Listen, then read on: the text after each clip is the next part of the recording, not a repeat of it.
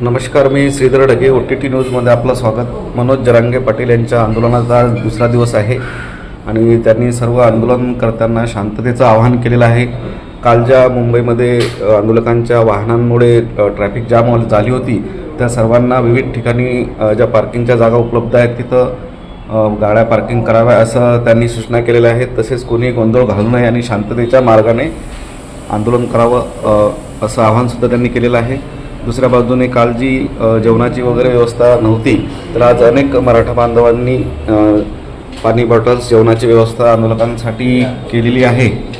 आणि अज्ञात एका व्यक्तीने 20,000च्या आसपास रेनकोट जे आहेत ते आझाद मैदानावर पाठवले आहेत. कारण काल दिवसभर पाऊस सुरू होता आणि पावसात मोठ्या प्रमाणावर आंदोलक भिजले होते, तर त्यांच्यासाठी 20,000 रेनकोट अज्ञात व्यक्तीने पाठवलेले आहेत.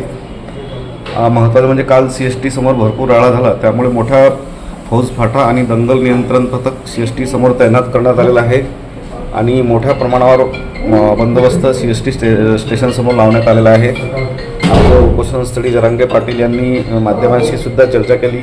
पत्रकार बांधवांना मुंबईमध्ये सहकार्य करा असं आवाहन केलं.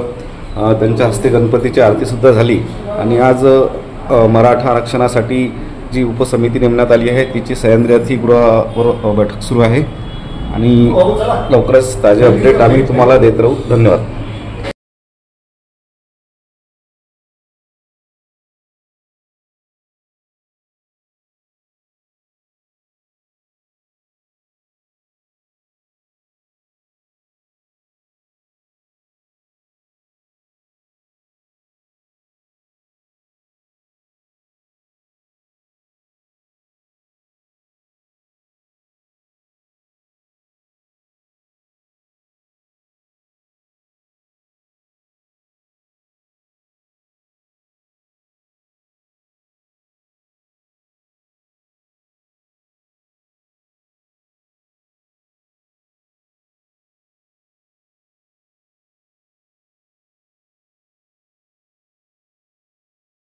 विधान भवन मंत्रालय त्या कुलाबा बस तेवढं माहीत त्यांना. कुलाबा त्याच्या पलीकडे इकडे येत नाहीत ते.